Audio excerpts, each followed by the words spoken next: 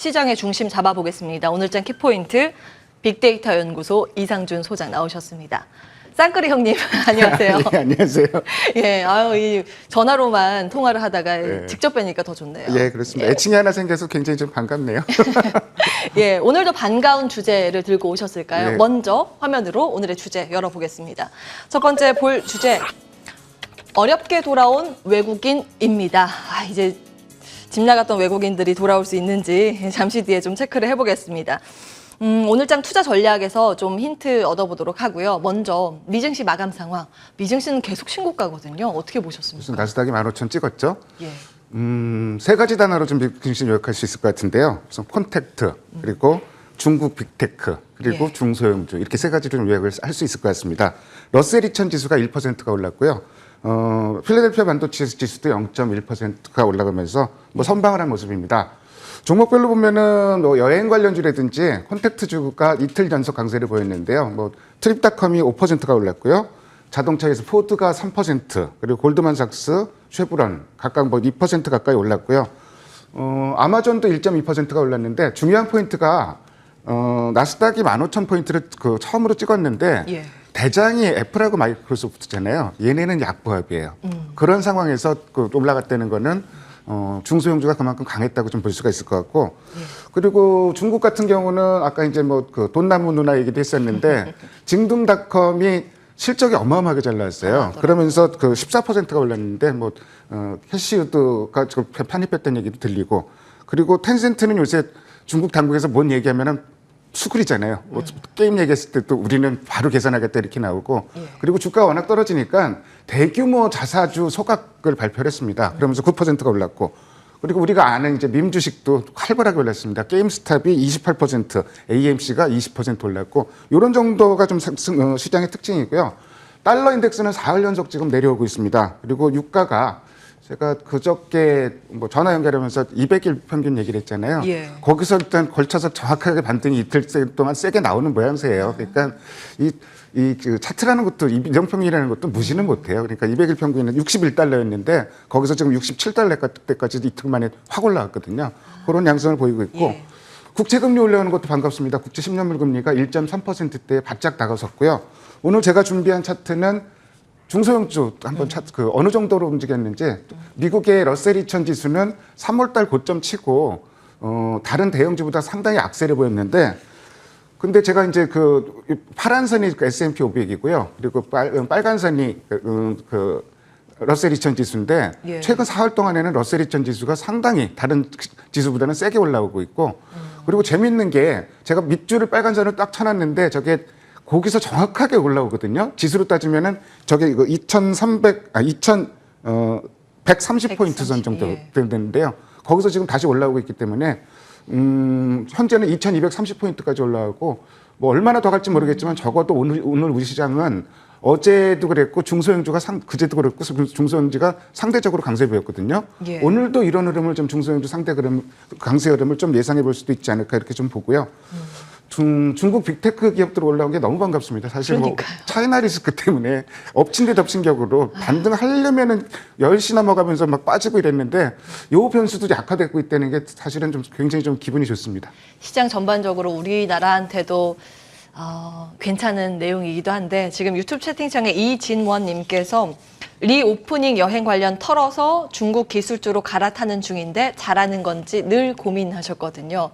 이게 반등의 연속성에 대해서는 어떻게 보세요? 저는 의심을 해요. 일단 지금 콘택트 관련주들은 소위 이제 센티멘트에 의해서 올라가는 거기 때문에, 어제는 예. 그러니까 힘맞추기는 나왔는데 아주 급락했던 종목들 올라오는데 너무 세게 올라오고, 급등했던 종목도 조정받는데 너무 과격하게 조정받고 이런 양상이거든요. 예.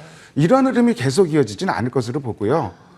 이참에 잘 봐서 좀 실적 되는 쪽으로 포트폴리오를 교체하는 것도 나쁘지 않은 선택이신 것 같아요. 지금 질문하신 분이 그런 선택을 하고 계시는 것 같은데, 저는 괜찮은 선택으로 보고 단기 있습니다. 트레이딩 하고 계신데, 저는 제 판단으로는 긍정적으로 좀 평가를 합니다. 이제 포트 조절하는 기간으로 보셨습니다. 예, 마지막에도 어떻게 포커스를 맞춰야 되는지 질문 드리도록 하고, 우리 쌍끌이 형님 수급 굉장히 잘 보시잖아요. 어떤 부분에 어제는 주목하셨습니까? 어제는 근데 같이 산 종목이 별로 없어요. 그러니까 기관이 사면 외국인이 팔고, 코스피는 특히 좀 그런 양상이었거든요. 그나마 좀 산 게 HMM 파업한다 그러는데 어제 뭐 그래도 올라갔죠. 그리고 하이닉스 이 정도만 쌍끌이 매수가 나왔고요. 다만 수급상으로 좀 굉장히 긍정적으로 보이는 게 어제 마감 동시효과 때 외국인들이 순매수가 확 들어왔었거든요. 예. 그 얘기는 그 중에는 삼성전자를 상당히 많이 산 거로 추정이 돼요. 그래서 삼성전자를 뭐 8월 들어서 하루에 조 단위로 팔고 뭐 몇천억 단위 팔고 그랬는데 어제는 매도 규모가 굉장히 줄어들었다는 거. 이거는 굉장히 긍정적인 그 사인으로 볼 수 있을 것 같고요. 예. 아마 중국 빅테크 기업 반등을 예상해서 그랬던 걸로 좀 저는 보고 있어요. 그리고 코스닥에서는 HLB가 기관 외국인 순매수 1등 종목인데 예. 자, 연속성 근데 장 끝나고 나서 무슨 뉴스가 나오더라고요. 자회사 관련 뉴스가 나왔는데 그 얘기가 미리 나온 게 저희가 기관 외국인들은 미리 안 게 아닌가 이런 생각도 좀 들고 그 외에도 이제 뭐 레고캠바이오, 오스템 임플란트, SM 이런 종목들 쌍끌이가 나오고 있는데 오스템 임플란트는 외국인이 8월 중에 굉장히 사랑하는 종목 중에 하나입니다. 거의 연일 매수를 좀 보이고 있는 종목이고 SM이 또 나흘 연속 매수가 들어오고 있습니다. 지금 다시 사상 최고치까지 올라가고 있는데 예. 어제 뭐 굉장히 좀 강하게 올라왔고요. 수급 대장주를 꼽자니 어제 좀 고민이 굉장히 많았어요. 어떤 종목을 꼽아야 될지. 사실 카카오나 네이버 같은 종목도 이제는 올라올 때가 됐는데 이런 종목들은 재미가 없을 것 같고 이제 카카오 네이버를 국민주인 삼성전자처럼 봐야 된다라는 이야기도 좀 있는 것 같아요. 근데 어제 그 차트나 수급 흐름으로 보면은 예. 이제는 조금 오늘도 한번 올라오지 않을까 이런 예상을 하는데 그렇지만 오늘 수급 대장주로 꼽은 종목은 여기에 들어가 있지 않은 8월 11일 날 한번 제시를 했었는데 삼성증권을 다시 한번 좀 들고 와봤어요. 금융주 참 좋아하세요. 네, 좋아하는 이유도 있고 네. 그 삼성증권을 추천하는 것도 있는데 이 종목은 워낙 수급이 좋습니다. 근데 삼성증권만 수급이 좋느냐 그게 아니고 증권주 전체로 지금 8월 달에 굉장히 휘청휘청했었잖아요. 그래서 예. 증권주도 전체적으로 한번 꺾였다 올라갔는데 그 와중에도 외국인과 기관은 증권주를 꾸준히 사고 있어요. 왜 사는지 모르겠는데 꾸준히 사고 있고 뭐 삼성증권 내용 말씀드리면은 뭐 1분기 그것도 실적이 좋았는데 2분기도 서프라이즈를 기록했고 그러니까 뭐 주식 매매 잘했어요. 트레이딩 잘했고 또 상품 수익 많이 발생을 했었고 3분기에도 이런 추세가 계속 이어질 건데 거래 줄어들었다고 그 영향을 많이 받지는 않는 것 같아요. 이 회사는 자산운용 이런 쪽이잖아요. 그래서 이제 뭐 개인 고객 자산이 계속 들어오고 있는 상황이고 예. 무엇보다도 투자 포인트는 배당이에요. 8월 11일 날 얘기하면서 제가 지금 그 예상 배당 수익률이 9.5%다. 근데 지금 주가가 올라가고 8.5%인데 예. 그래도 8.5%고요. 한 가지 팁을 더 드리면은 증권주 접근한다면은 배당 많이 주는 회사로 접근을 해야 되는데 제일 많이 주는 회사가 배당 수익률 높은 회사가 대신 그리고 삼성 그리고 NH투자. 뭐 NH투자만 하더라도 어제 종가 기준으로 배당 수익률이 예상 배당 수익률이 7%니까요. 뭐 배당만 보고 장기 투자 그러니까 나는 지금 요새 시장 매매가 너무 어려워 좀 네. 그냥 묻어두고 그냥 시장 안 볼 거야 이런 종목을 이런 투자를 원하신다면은 대안이 충분히 될 수 있을 거로 저는 보고 있습니다. 시장에 바람 불면 사실 배당이 좀 든든하거든요. 예, 맞습니다. 삼성증권 오늘의 수급 대장주로 꼽아 주셨습니다. 자, 우리 시장 이야기를 해볼까요? 외국인들이 돌아왔습니다. 11거래일 만에 어제 유입이 되긴 했는데. 11거래일 만에 돌아왔는데 예. 이게 참 우여곡절이에요. 그러니까 월요일에도 장중에 막 매수를 해갖고 예. 야 드디어 열흘 만에 주식 사는구나 외국인들이 드디어 정신 차렸구나 이렇게 생각을 했는데 마감 동시효과 때 삼성전자를 들이부으면서 예. 순매도로 전환됐고 어제도 제가 그 일중 매 차트를 한번 캡처해 봤는데 순매수했다가 순매도했다가 장 막판에 다시 매수로 돌아섰다가 마감 동시효과 때 굉장히 순매수 규모가 켜지는 어쨌든 우여곡절 끝에 그 외국인이 매수를 했는데 일단 좀 긍정적으로 볼 수 있는 게 삼성전자 매도 규모가 줄어들었다는 얘기는 패시브 매도가 좀 많이 줄어들었다는 얘기고 MSCI 리밸런싱 관련된 이슈도 이제는 거의 희석되는 시점이 왔고 굉장히 반가운 게 차이나 리스크 이게 희석됐다는 게 좀 그러니까 그 차이나 리스크라는 거는 중국 주식 빠지면은 빅테크 기업 빠지면은 어쩔 수 없이 패시브 자금에서 한국 비중을 줄일 수밖에 없거든요. 네, 기계적으로 이런 예. 나쁜 구조가 있었는데 그 부분도 해소가 됐고 또 한 가지 환율을 보면은 예. 환율이 지금 추세가 전환됐다고 보기는 어려운데 어쨌든 이틀 동안 지금 그 상당히 그 큰 폭으로 좀 그 환율이 꺾여가면서 환율에 대한 부담도 좀 줄어들었다. 지금 8월 중으로 전체로 따져봤더니 유로하고 원화하고 이제 거의 비슷하게 움직이게 됐어요. 그렇다면은 이 부분도 좀 걱정되는 부분이 좀 줄어들었고, 근데 굉장히 중요한 투자 포인트가 예. 외국인이 주식을 사긴 사는데 어제 막판 동시효과 때는 삼성전자 산 거로 추정이 되고요. 근데 장중에 보면은 대형주 팔고 중형주 사고 이런 흐름이, 그리고 코스닥 사고 이런 흐름이 나오고 있습니다.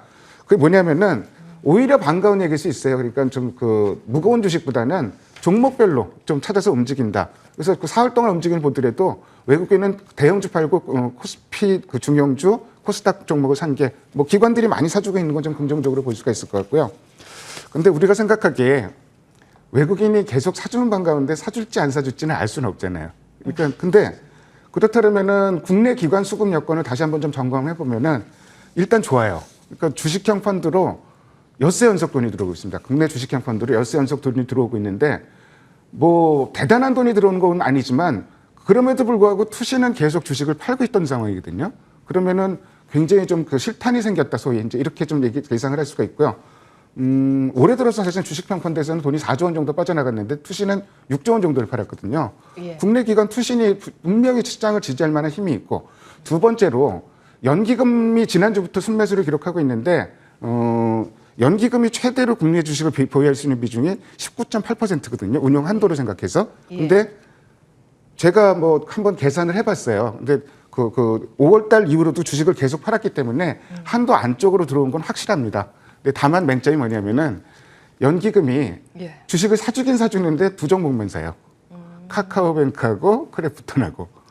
근데 어저께 이 두 종목을 빼면은 매일매일 순매도였거든요. 근데 어저께 이 두 종목을 빼고도 매수를 기록했어요. 근데 이 사실은 뭐 그 카카오뱅크나 크래프톤 사는 게 어떤 그 패시브 자금이지 뭐 정말로 이 종목들이 좋아서 사는 의미는 좀 약하다고 봐야 되거든요.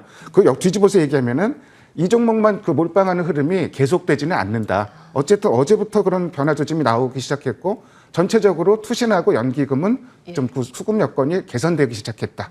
이렇게 좀 보시면 될 것 같아요. 그러니까 외국인이 세게 팔지만 않아도 시장은 좀 괜찮을 것 같다. 그리고 패닉셀링은 한 번 나왔다고 지난주에 제가 금요일 날 전화 연결했죠. 상승 종목 100개 미치면은 바닥 신호다 이렇게 말씀드렸는데 거의 정확하게 나와요. 그런 부분이. 지수는 일단 바닥을 찍은 것 같고 그리고 전체적으로 흐름도 나쁘지 않고 외국인 기관 중소형주 중형주 열심히 샀는데 어떤 종목 샀는지를 한번 좀 체크를 해봤어요. 4월 동안 산 종목들. 뭐 종목도 여러 종목이 있는데 눈에 들어온 종목은 추세 좋은 종목이 한화, 메리츠증권, 뭐 BGF 리테일도 괜찮고요. 이런 종목 정도가 좀 눈에 띄네요. 예. 지금 유튜브 채팅창에 패시브 자금이 뭔가요? 이렇게 올라왔는데. 패시브 자금이요? 추세 대응이라고 그러니까 볼까요? 그 액티브라는 게 있고 패시브라는 게 있는데요. 패시브라는 거는 지수를 쫓아가는 자금이에요. 그러니까 그 포트폴리오를 지수랑 비슷하게 만들어 놓고 그래서 그 지수가 올라가면 거의 비슷하게 올라가게 만들고 그 지수가 내려가면 거의 비슷하게 내려가고 이렇게 만드는 게 패시브 자금인데 패시브 펀드인데 거기서 매매라는 게 패시브 자금이라고 얘기를 하고요. 반대로 이제 액티브 펀드라는 거는 지수랑 관계없이 종목별로 접근하는 펀드를 액티브 펀드라고 합니다. 마무리 전략 받아봐야겠죠. 요 내용들 녹여서 예. 오늘은 어떻게 전략 세울까요? 일단 바닥은 찍은 것 같은데 종목 고르긴 만만치 않아요. 그래서 좀 우선적으로 고려해볼 만한 섹터는 반도체 섹터가 역시 좀 고려해볼 만한 섹터고, 뭐 저는 하이닉스도 뭐 그 분할 매수 해도 괜찮겠다 월요일에도 말씀드렸는데 지금도 그 생각은 똑같고요. 장비주 중에서는 뭐 이오테크닉스라든지 심텍이라든지 한솔케미칼 아까 이제 그 브리핑할 때 말씀하셨는데 이런 종목 정도가 좀 괜찮아 보이고요. 그리고 2차 전지 같은 경우는 어제 조정이 좀 과격하게 나왔거든요. 어제 뭐 SDI 2시 넘어서 막 빠지는데 플러스 2%에서 마이너스 6% 가는데 한 7분밖에 안 걸렸어요. 어제 너무너무 격하게 조정을 받았는데 그래서 조금은 좀 돌다리도 두드려 봐야 되긴 하지만 2차 전지 소재주는 싸게 살 수 있는 기회가 오고 있다. 이쪽이 업황은 흔들림이 없어요. 그렇기 때문에 2차 전지 소재주도 좀 계속 봐야 될 필요가 있을 것 같고 뭐 에코프로비엠이니 첨보 이런 종목들은 싸게 살 수 있는 기회가 있다 이렇게 좀 보고 있고요. 그리고 뭐 아까 증권주 얘기했는데 나는 이두저도 요새 시장이 너무 빨리 변하니까 매매하기 좀 어렵다. 뭐 대안으로 뭐 증권주 정도 하나 택해도 일부 편입해도 괜찮을 거다 이렇게 생각을 합니다. 예, 삼성증권 강조해 주셨고 SK 하이닉스도 괜찮아 보이고 반도체 장비에서는 이오테크닉스, 심텍, 한솔케미칼 언급 주셨고 2차 전지는 소재 강조해 주셨네요. 에코프로비엠, 천보 기억해 보겠습니다. 빅데이터 연구소 이상준 소장과 함께했습니다. 고맙습니다. 네, 감사합니다.